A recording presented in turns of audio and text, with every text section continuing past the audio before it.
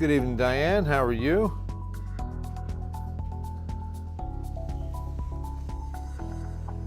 Get started here shortly. How's that? That's shortly. Bill Taylor, Ken's 5 Digital Center. Hope everybody's having a wonderful Tuesday night. It's a nice one. I mean, a good breeze out there is really helping after a pretty warm afternoon. In fact, mid-90s, where we should be about. We're climbing closer to seasonal average after a, cooler than normal July. We were in the 80s for several of our July afternoons. Always nice when we can rob summer of some hot afternoons. Let me show you the almanac and where that 94 comes in. 103, though, the high at Del Rio today. 93 at New Braunfels, 94 Seguin, 102 Eagle Pass, 97 at Pleasanton, pretty hot. All right, so here's what we should be getting. 97 out of a July 30th afternoon. 105 stays in place from 2017 for the record high, and no rainfall on the gauge. But, boy, has the rainfall been beneficial. I want to show you that the aquifer continues to climb, and as long as it's climbing, I'm going to continue to tally. We were on Friday, July 19th, down at 629.5.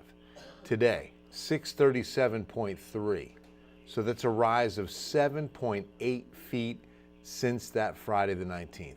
That's substantial. That's really nice. And the other number that continues to climb is that 10-day average, which is important too. So once this levels off and either stays steady or goes down, which probably will be tomorrow, by the way, I'm going to stop the current rise rate, or amount, I should say. In the air, we saw less molds finally. Molds came down after spending several days at a heavy count. We're at a moderate 900. Fall elm is at a moderate 260, and a little bit of pigweed in the air. Let me show you area lakes, namely Medina and Canyon. Now, Canyon only went up about 2 feet and saw a rise from 55 to about 57% full. But Medina Lake saw a substantial rise, 6 feet. Went from 2.2 to 3.6% full, highest rise in 5 years from Medina Lake, up to 976. And that's where a lot of the rain fell, was north and west of the city, really hitting the bullseye for the drought as well. Let me show you the drought monitor that gets updated on Thursday. We'll get the new one out Thursday. And we should see a substantial improvement here. As long as there we go. So it's a small pocket of extreme drought northwest of the city. We only have a sliver of northwest Bexar County in severe drought, most of San Antonio, Bexar County in moderate drought. But you see how many communities off to the east, once you go to San Marcos, down just to about Seguin and definitely Gonzales, Cuero, Hallettsville, Karnes County, Goliad, they're all in normal precipitation or drought condition. Once you get to the yellow, that's just dry. That's not even drought. And then the khaki color, I'll call it, is the moderate drought. And then that darker brown, that's going to be severe, which you can still see from Hondo down Highway 90 to Del Rio. Half of Bandera County, about 2/3 of, I should say about half of Kerr County, with just a little bit of extreme. But still half of Bandera County, including Medina Lake, is in extreme drought. That should be changing, but here's the problem. We're really going to be drying out now. So the 7-day rain forecast is going to be pretty bleak. We're not expecting much of anything in the next 7 days. That is for sure. Hey, Golnar, how are you? Well, I don't see anything showing up here. I mean, this could be accurate, but oh, there we go. Because I was going to say it wouldn't be far from the truth, but there you go, 1/10 to 2/10 of an inch in the next 7 days. There's a 10% chance of a sea breeze shower That's about all we've got in the forecast Sunday, Monday. Excuse me, of next week. So there's high pressure dominating. This new weather pattern will be hot and will be dry because of this anchoring high.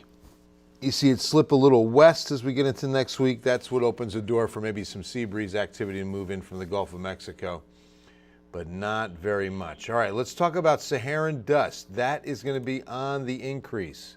Hi, Gracie. Good to see you. So tomorrow and Thursday is when we expect this to thicken up. In fact, thick enough for a good portion of Thursday that we've decided on a weather impact alert day for Wednesday and Thursday. So essentially what this is going to be about is the increase in the Saharan dust and what could be a poor, it could impact air quality. We could see some poor air quality Wednesday, Thursday. Show you why we might not though. But first, Saharan dust is the impact. You need to limit your time outdoors, especially if you have asthma or COPD. And between 10 and 6, especially the afternoon hours, so like between noon and 6, once we start heating up, that's when you can get a little bit tougher on breathing when it comes to that Saharan dust. But here's why I don't think the impact will be that severe. The winds are expected to stay breezy. As long as we've got winds between 10 and 15 miles per hour, that's a great help in that dust situation, but also in the high pressure setup. A lot of times when the winds die down and we have that high pressure dome over top, we get what's called an ozone action day, where our atmosphere is creating a lot of bad ozone with the emissions and the daytime heating. But that's not going to be the case as long as wind speeds are staying up. If we have surface winds keeping the air moving, then without it going stagnant, well, hey, Lise, we're not looking too bad at all. So that's the good news there. Good news there. All right, so again, the 14-day forecast will show you that we've got the 2 weather impact alert days on the way for not only tomorrow, but Thursday as well. And then we expect that Saharan dust to thin out for the time being, heading into the weekend, the first weekend of August. And we're in pretty good shape. Sunny skies and 100 Saturday, slight chance at 10%. We see a shower sneak in on Sunday, Monday, upper 90s. And no change on our second 7. I mean, we're looking at mid to upper 90s to be the new rule. Definitely time to wash the car. Haze won't impact that. You'll definitely have a nice clean vehicle despite the haze. And, right, ouch, the heat is on. Here we are in July. Keep in mind that we get a vibrant sunrise and sunset when that dust increases. So we do get spectacular color thanks to the Saharan dust. Oh, quick update on the tropics, too, while I've got you. We saw a change in this forecast, however slight. It's still way out in the Atlantic, and it has about a 60% chance of developing into a tropical storm. It would be Debbie if that happens.